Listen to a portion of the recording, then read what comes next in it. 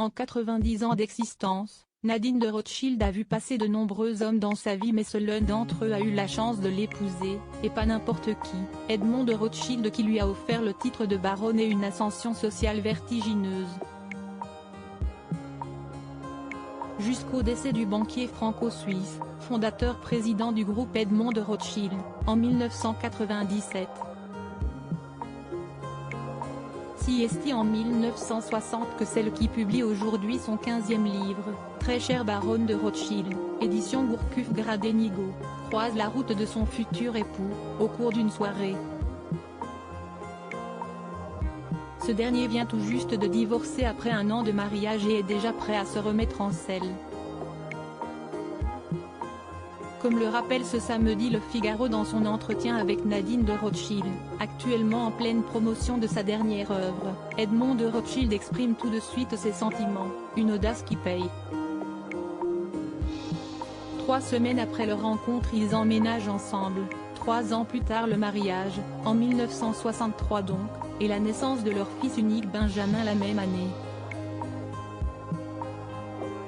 Ce dernier est décédé en 2021. Née Nadine l'Hospitalier en 1932 à Saint-Quentin, la future baronne de Rothschild est grandie à Puteaux avec une mère ouvrière et un beau-père dans la police.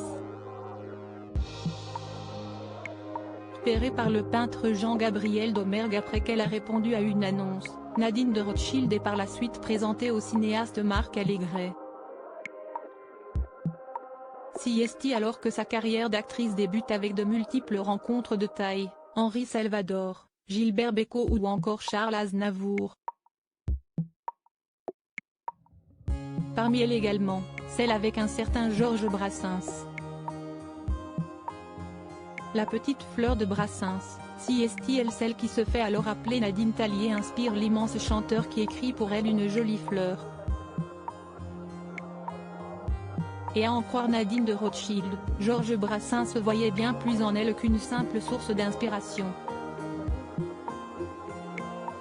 Georges me disait toujours « Est-ce que tu veux dîner avec moi ?» Et je lui disais toujours « Oui, Georges, mais demain. » Mais ce n'était jamais demain. Il était d'une grande naïveté et à un moment il a dû réaliser que je le menais en bateau, raconte-t-elle aujourd'hui au Figaro. Courtisée, Nadine de Rothschild l'est toujours.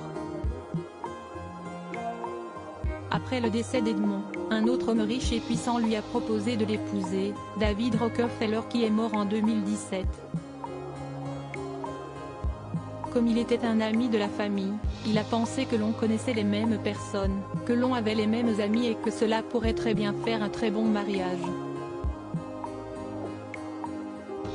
Il était charmant, très bien élevé, courtois. On avait les mêmes habitudes. On fréquentait les mêmes milieux. Mais voilà, cela ne s'est pas fait, raconte la baronne de 90 ans au Figaro, qui lance que ce mariage aurait un avantage, celui de ne pas avoir à changer les initiales de sa bagagerie. Rockefeller, Rothschild, c'était la même chose.